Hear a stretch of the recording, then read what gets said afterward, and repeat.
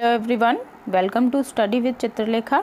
आज की क्लास में हम लोग यूपीपीसीएस प्रीलिम्स 2024 के लिए सेट पेपर कर रहे हैं और आज सेट पेपर 42 करने वाले हैं। ठीक है, इससे पहले 41 सेट पेपर्स हम लोग कर चुके हैं, जिसमें कि हम 41 सेट नंबर जो था ये टेक्स्ट बुक सीरीज़ का था, टेक्स्ट बुक का ये टेस्ट पेपर था और इसमें पूरा जीएस का पेपर हमने किया था, जिसमें कि 150 क्वेश्चंस थे। ठीक है, ये 3 पार्ट्स में हमने सॉल्व किया था। तो ये वाली क्लास अगर आप लोगों ने देखी नहीं है तो ये तीनों ही क्लासेस देख लीजिएगा, बहुत हेल्पफुल होगी आप लोगों के एग्ज़ाम के लिए। लिंक आपको डिस्क्रिप्शन बॉक्स में मिल जाएगा। ठीक है, और अगर आप में से कुछ बच्चे जो आरओ के भी टारगेट कर रहे हैं तो उनके लिए भी टेक्स्ट बुक सीरीज़ की क्लासेस चल रही हैं। ठीक है, आरओ की जो टेस्ट पेपर हैं ये आपको प्लेलिस्ट का लिंक मैं डिस्क्रिप्शन बॉक्स में दे दूंगी, तो वहाँ से आप लोग क्या कर सकते हो, मिनी टेस्ट पेपर जिसमें कि 50 क्वेश्चंस होते हैं। ठीक है, ये सेट पेपर आप लोग सॉल्व कर सकते हो। देखिए, सेट पेपर सॉल्व करेंगे तो तैयारी बहुत ही अच्छी हो जाएगी। आप लोगों को पता चल जाएगा कि आप लोगों को कहाँ कहाँ तैयारी करनी है, मतलब कौन कौन से एरिया पे फोकस करना है और कौन कौन सा सब्जेक्ट आपका स्ट्रॉन्ग है। तो जहाँ पे फोकस करना है उसमें थोड़ा ज़्यादा और जोर लगाएंगे, और जो स्ट्रॉन्ग है उसको प्रैक्टिस सेट से भी काम चल जाएगा। थ्योरी पढ़नी पड़ेगी। थ्योरी के लिए आप लोग चैनल को विज़िट कर सकते हो, जहाँ पर आपको पॉलिटी, हिस्ट्री, ज्योग्राफी और इसके साथ साथ इकोनॉमिक्स और करंट अफेयर्स की क्लासेस भी मिल जाएंगी। ठीक है, तो चलिए आज की क्लास को शुरू करते हैं। और आज की क्लास में हम क्या करने वाले हैं, आज की क्लास में हम करेंगे इंडियन नेशनल मूवमेंट, मतलब भारतीय स्वतंत्रता आंदोलन जब से शुरुआत हुई वहाँ से हम लोग आज की क्लास में क्वेश्चंस की शुरुआत कर रहे हैं। ठीक है, क्लास पसंद आएगी तो क्लास को देखिए लाइक ज़रूर करिएगा, बिना लाइक किए हुए बिल्कुल भी मत जाइएगा। जब आप लोगों को पसंद आई है तो इसे अपने दोस्तों के साथ, अपने स्टडी ग्रुप्स में, अपने पीयर ग्रुप्स में शेयर भी कर दीजिएगा। और अगर आप लोग चैनल पर पहली बार आए हो, वीडियो को मेरे पहली बार देख रहे हो, तो आप लोगों को क्या करना है, चैनल को सब्सक्राइब करना है। ठीक है, सब्सक्राइब करके बेल आइकन प्रेस कर लीजिएगा, जिससे कि डेली बेसिस पर आपके पास नोटिफिकेशन पहुंच जाएगा और आप लोग अपना revision as soon as possible कर पाओगे। ठीक है, तो चलिए पहला क्वेश्चन देखिएगा। निम्नलिखित में से किसने 1914 में सेवा समिति बॉय स्काउट संगठन का गठन किया था? तो बहुत ही अच्छा क्वेश्चन है, रेयर क्वेश्चन मिलते हैं आपको। और अभी पैटर्न क्या हो रहा है कि जो हिस्ट्री है, खासकर कि मॉडर्न हिस्ट्री, बहुत ही अंदर से क्वेश्चंस आने लगे हैं। ठीक है, ऊपर से क्वेश्चंस कम देखने को मिलते हैं, अंदर से क्वेश्चंस ज़्यादा देखने को मिलते हैं। तो 1914 में सेवा समिति बॉय स्काउट संगठन का जिन्होंने गठन किया था उनका नाम है श्री राम वाजपेयी। ठीक है, ऑप्शन नंबर 4 करेक्ट ऑप्शन बनेगा। कब किया था? 1914 में किया था। और ये थे कौन? ये एक ब्रिटिश जनरल और आधुनिक स्काउटिंग आंदोलन के संस्थापक थे और 1899 से 1900 के बोअर युद्ध के दौरान, बोअर युद्ध कहाँ पर हुआ था? अफ्रीका में हुआ था। ठीक है, बोअर और जुलू, दो जगह आप लोगों ने बोअर पदक और जुलू पदक सुना होगा। ये महात्मा गांधी को दिए गए थे वहाँ पर, जब महात्मा गांधी रह रहे थे अफ्रीका में, तब की बात है। ठीक है, साउथ अफ्रीका में। तो बोअर युद्ध के दौरान ये बैडन पावेल एक राष्ट्रीय नायक बन गए, जब एक छोटे से गॉरिसन के साथ उन्होंने माफिकिंग की रक्षा की कमान संभाली। और बोअर युद्ध के दौरान इन्होंने, बाडन पावेल ने एक जो है पुस्तक लिखी जिसका नाम था ए गाइड टू स्काउट, और ये प्रकाशित कब हुई थी? 1903 में। तो ये बात भी ध्यान रखिएगा। नेक्स्ट क्वेश्चन पर आते हैं। अगला क्वेश्चन क्या है, यहाँ पर आप लोगों के पास 2 कॉलम दे रखे हैं, इनका हमें मिलान करना है। तो पहला का क्या है? The London Indian. तो द लंदन इंडियन जो है, इसकी स्थापना किसके द्वारा की गई थी? इसकी स्थापना नहीं, यहाँ पर आपको ऑप्शन में देखना है कि इस WC बनर्जी जो है इसके सचिव थे। ठीक है, WC Banerjee the London Indian के सचिव थे। ईस्ट इंडिया एसोसिएशन, इसकी स्थापना किसके द्वारा की गई थी? जो सेवानिवृत्त अधिकारी थे, अंग्रेजी अधिकारी थे, उनके द्वारा की गई थी। तो इसको 2 से मैच कर दीजिए, बी को 2 से मैच कर दीजिए। इंडियन सोसाइटी की स्थापना आनंद मोहन बोस के द्वारा की गई थी। और पूना सार्वजनिक सभा जो है मूल रूप से एसोसिएशन के रूप में इसका कार्य शुरू हुआ था। इम्पॉर्टेंट क्वेश्चन है, जो मैचिंग है ये थोड़ी सी घुमा करके पूछी गई है, सीधे शब्दों में नहीं पूछी गई है, तो ध्यान रखेंगे, ठीक है। नेक्स्ट क्वेश्चन पर आइए। नेक्स्ट क्वेश्चन है, आधुनिक भारत में राष्ट्रवाद का उदय और विकास हुआ। अब यहाँ पर हमारे पास 3 दे रखे हैं स्टेटमेंट, उनके आधार पर हमें अपने क्वेश्चन का आंसर चुनना है। तो फ्रांसीसी क्रांति के द्वारा शुरू किए गए राष्ट्रवाद और आत्मनिर्णय का अधिकार की अवधारणाओं का विश्वव्यापी उभार हुआ। ये सही बात है, फ्रांसीसी क्रांति जब शुरू हुई थी तो फ्रांसीसी क्रांति का पूरे विश्व में जहाँ पर भी औपनिवेशिक शासन चल रहा था उसने बहुत बड़ी जनसंख्या को प्रभावित किया था गुलामी की जंजीरों से बाहर निकलने के लिए, ठीक है।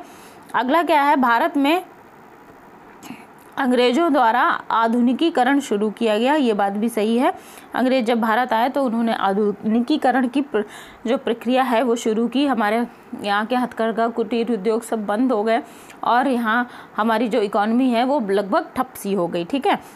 तो दूसरा वाला भी सही है। तीसरा क्या है, भारत में ब्रिटिश साम्राज्यवादी नीतियों की कड़ी प्रतिक्रिया, ये तीसरा वाला भी ठीक है। तो तीनों ही जो स्टेटमेंट है सही है, तो हमारे क्वेश्चन का जो आंसर हो जाएगा 1, 2 और 3 हो जाएगा, ऑप्शन नंबर 4, ठीक है। नेक्स्ट क्वेश्चन पर आइए। भारतीय राष्ट्रीय कांग्रेस के किस अधिवेशन में वंदे मातरम पहली बार गाया गया था? तो देखिए 1896 में कलकत्ता अधिवेशन में वंदे मातरम पहली बार गाया गया था, तो ऑप्शन नंबर 1 करेक्ट ऑप्शन हो जाएगा, ठीक है। अब वंदे मातरम के बारे में अगर आपसे पूछा जाए कि इसको लिखा किसने था, तो जो गुरुदेव रवींद्रनाथ टैगोर थे उन्होंने वंदे मातरम लिखा है, ठीक है। कलकत्ता अधिवेशन के अध्यक्ष कौन थे ये भी ध्यान रखिएगा, रहमतुल्लाह एम सायानी, ठीक है। ये थे कांग्रेस के कलकत्ता अधिवेशन के अध्यक्ष। और इस गीत को वंदे मातरम, अच्छा यहाँ पे एक चीज़ करेक्ट करिएगा, वंदे मातरम जो गीत है ये बंकिम चंद्र चटर्जी या बंकिम चंद्र चट्टोपाध्याय के द्वारा लिखा गया था 1874 में। लेकिन इस गीत को सबसे पहले गाया किसने था? रविन्द्रनाथ टैगोर ने गाया था, ठीक है। ये ध्यान रखिएगा, इन्होंने गाया था, लेकिन लिखा किसके द्वारा गया था? बंकिम चंद्र चट्टोपाध्याय या बंकिम चंद्र चटर्जी के द्वारा लिखा गया था। ये गीत 1882 में बंगाली उपन्यास आनंद मठ में प्रकाशित हुआ था। तो जो आनंद मठ है ये बंकिम चंद्र चट्टोपाध्याय की एक रचना है, ठीक है, इसको भी ध्यान रखेंगे। अगले क्वेश्चन पर आइएगा। निम्नलिखित में से कौन सा प्रारंभिक अवस्था में भारतीय राष्ट्रीय कांग्रेस का उद्देश्य नहीं था? तो देखिए पहला क्या है, उपनिवेशवाद विरोधी राष्ट्रवादी विचारधारा का विकास और प्रचार करना। दूसरा देखते हैं, भारतीय राष्ट्रीय को ध्यानपूर्वक बढ़ावा देना और विकसित करना, लोगों का राजनीतिकरण और राजनीतिक रूप से शिक्षित करना, ब्रिटिश शासन को समाप्त करना और भारतीयों की सरकार स्थापित करना। तो देखिए इसमें से जो चौथा है ये करेक्ट ऑप्शन होगा कि ब्रिटिश शासन को समाप्त करना और भारतीयों की सरकार स्थापित करना। जब कांग्रेस की स्थापना हुई थी किसके द्वारा की गई थी? A.O. ह्यूम के द्वारा की गई थी। उन्होंने एक सेफ्टी वॉल्व के रूप में इसकी स्थापना की थी, कांग्रेस इंटरनेशनल कांग्रेस की, ठीक है, INC इंडियन नेशनल कांग्रेस की, ठीक है। अच्छा, A.O. ह्यूम ने क्या कहा था? इसको सेफ्टी वॉल्व कहा था और भारतीयों की तरफ से एक तड़ित चालक की संज्ञा दी गई थी इसको, INC को। ये बात ध्यान रखिएगा, इस तरीके के स्टेटमेंट पूछे जाते हैं। अच्छा, तो चौथा वाला ऑप्शन जो है करेक्ट होगा इस क्वेश्चन का। अब हम कांग्रेस के उद्देश्य और लक्ष्य देखते हैं, अभी आपको फिर क्वेश्चन पूरे तरीके से समझ में आ जाएगा। एक लोकतांत्रिक राष्ट्रवादी आंदोलन को पाना, लोगों को राजनीतिक रूप से शिक्षित करना।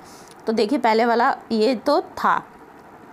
एक आंदोलन के लिए मुख्यालय स्थापित करना, देश के विभिन्न भागों में राष्ट्रवादी राजनीतिक कार्यकर्ताओं के बीच मैत्रीपूर्ण संबंधों को बढ़ावा देना। अगला है उपनिवेशवाद विरोधी राष्ट्रवादी विचारधारा का विकास और प्रचार करना। एक आम आर्थिक और राजनीतिक कार्यक्रम पर लोगों को एकजुट करने की दृष्टि से साकार करने के सामने लोकप्रिय मांगें तैयार करना और पेश करना, धर्म, जाति या प्रांत के लोगों के बीच एकता की भावना को विकसित और समेकित करना, भारतीय राष्ट्रीयता को सावधानी पूर्वक बढ़ावा देना और उसे विकसित करना। तो जो चौथी वाली बात कही गई है वो कांग्रेस के जो इनिशियल उद्देश्य थे उसमें शामिल नहीं है, इसलिए जो चौथा विकल्प है वो उसका उद्देश्य नहीं था। ठीक है, ये क्वेश्चन का करेक्ट आंसर होगा। अगले क्वेश्चन पर आइए। भारतीय राष्ट्रीय कांग्रेस की ब्रिटिश समिति किस वर्ष भारतीय राष्ट्रीय कांग्रेस के द्वारा ब्रिटेन में स्थापित की गई थी? तो इसका सही आंसर जो होगा कि भारतीय राष्ट्रीय कांग्रेस की ब्रिटिश समिति की स्थापना INC ने ब्रिटेन में कब की थी? तो कब की थी? 1889 में की थी। ठीक है, ऑप्शन नंबर 4 क्वेश्चन का करेक्ट आंसर हो जाएगा। अगला क्वेश्चन देखिएगा, निम्नलिखित में से कौन भारतीय राष्ट्रीय कांग्रेस के संस्थापक सदस्य थे? तो भारतीय राष्ट्रीय कांग्रेस के संस्थापक सदस्यों में हो जाएंगे RC दत्त, मदन मोहन मालवीय और दादा भाई नौरोजी। ये 3 सदस्य हैं, जबकि मौलाना अबुल कलाम आज़ाद जो हैं ये संस्थापक सदस्यों में नहीं हैं। ठीक है, देखिए जो भारतीय राष्ट्रीय कांग्रेस है इसकी स्थापना कब हुई थी? 1885 में हुई थी।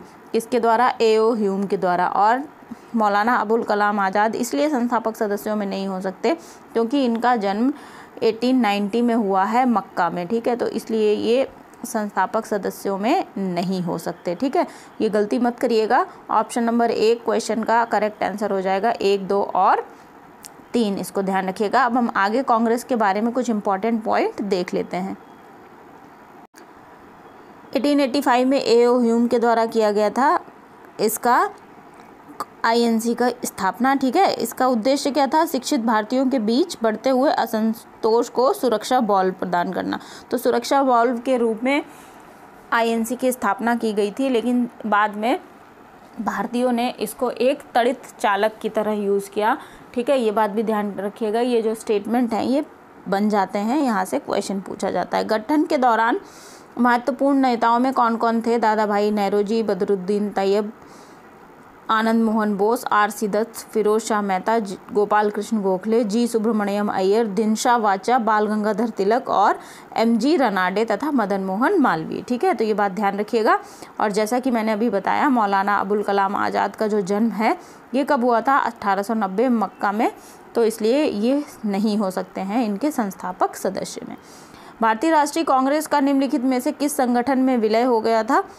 तो भारतीय राष्ट्रीय कांग्रेस का भारतीय संघ में विलय हुआ था। ऑप्शन नंबर 4 क्वेश्चन का करेक्ट आंसर हो जाएगा। नेक्स्ट क्वेश्चन को देखिएगा, निम्नलिखित घटनाओं को कालानुक्रम में व्यवस्थित कीजिए। तो पहला क्या हो रहा है? बंगाल विभाजन प्रभावी हुआ। सूरत विभाजन, बंगाल विभाजन के खिलाफ बहिष्कार प्रस्ताव पारित किया गया। दादा भाई नौरोजी ने घोषणा की कि INC का लक्ष्य स्वराज था। ठीक है, अब ये घटनाएं किस क्रम में हुई हमें बताना है। देखिए, सबसे पहले बंगाल विभाजन के खिलाफ बहिष्कार प्रस्ताव पारित किया गया था।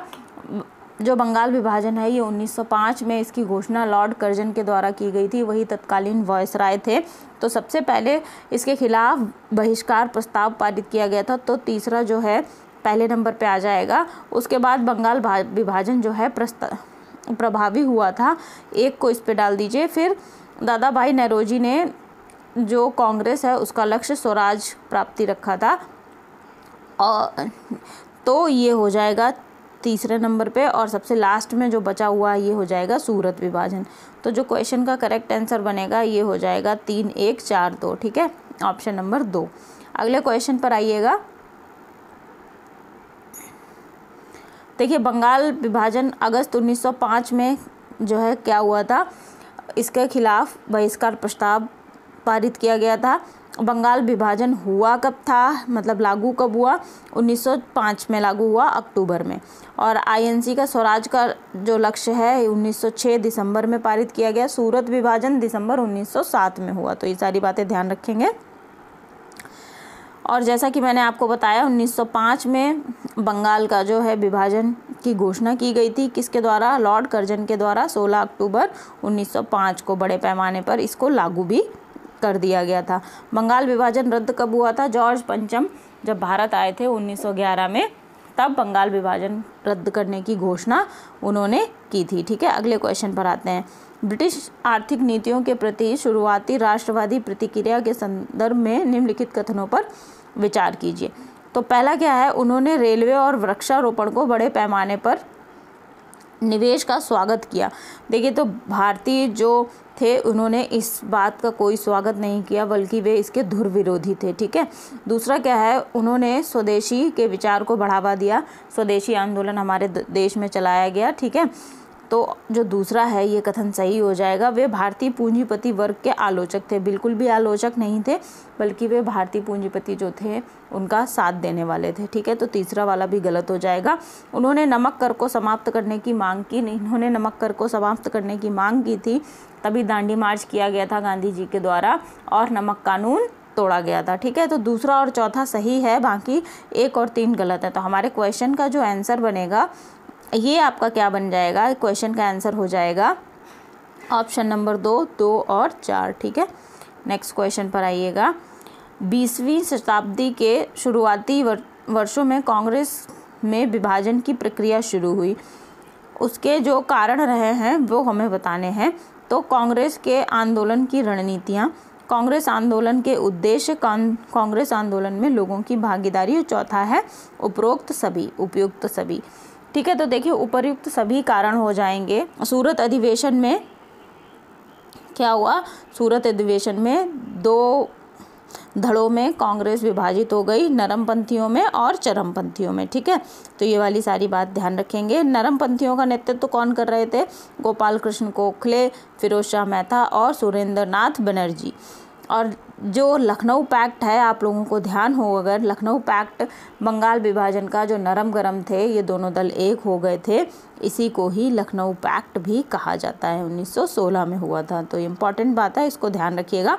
कांग्रेस के सूरत अधिवेशन में जो नरम गरम विभाजित हुए थे, ठीक है, जो कब हुआ था, 1907 में हुआ था। लखनऊ पैक्ट आप लोगों को यदि याद हो, लखनऊ पैक्ट जो कि 1916 में हुआ, यहाँ पर नरम गरम एक हो गए थे। ठीक है, नरम गरम एक हो गए थे, कांग्रेस का विभाजन रद्द हो गया था। तो लखनऊ पैक्ट को भी ध्यान रखिएगा, इम्पॉर्टेंट बात है। आएंगे हम अगले क्वेश्चन पर। अगला क्वेश्चन है, स्वराज पार्टी के प्रथम अध्यक्ष कौन थे। तो देखिए, स्वराज पार्टी के प्रथम अध्यक्ष जो थे उनका नाम हो जाएगा CR दास। ठीक है, CR दास स्वराज पार्टी के प्रथम अध्यक्ष थे। मोतीलाल नेहरू भी ने इसकी स्थापना की थी और अध्यक्ष कौन बने थे, CR दास। तो ऑप्शन नंबर 2 करेक्ट ऑप्शन हो जाएगा हमारे क्वेश्चन का। अगले क्वेश्चन को देखिएगा, राष्ट्रवादी संगठन पूना सार्वजनिक सभा की स्थापना किस वर्ष हुई थी। तो देखिए, पूना सार्वजनिक सभा की स्थापना जो है 1870 में हुई थी, जो कि एक राष्ट्रवादी संगठन था। ऑप्शन नंबर 1 क्वेश्चन का करेक्ट आंसर है।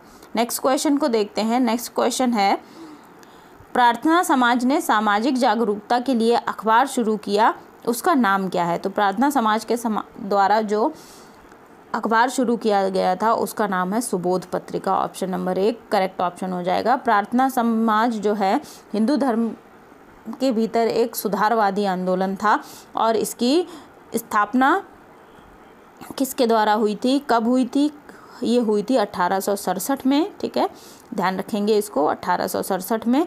और प्रार्थना समाज जो आंदोलन है ये चलाया कहाँ पर जा रहा था, बम्बई में चलाया जा रहा था। ठीक है, आंदोलन बम्बई में महाराष्ट्र में धार्मिक और सामाजिक सुधार पर केंद्रित था।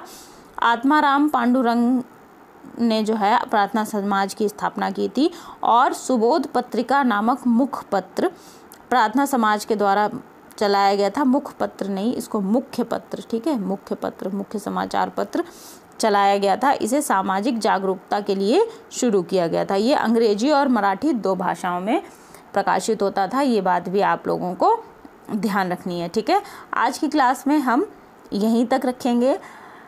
अगर क्लास आप लोगों को पसंद आई है तो क्लास को लाइक कर दीजिएगा। चैनल पर पहली बार आए हैं तो चैनल को सब्सक्राइब कर लीजिएगा।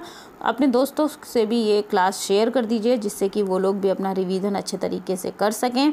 पढ़ते रहिए, खूब रिवीजन करिए। बहुत बहुत शुभकामनाओं के साथ, बेस्ट विशेस के साथ मिलते हैं हम लोग अगली क्लास में।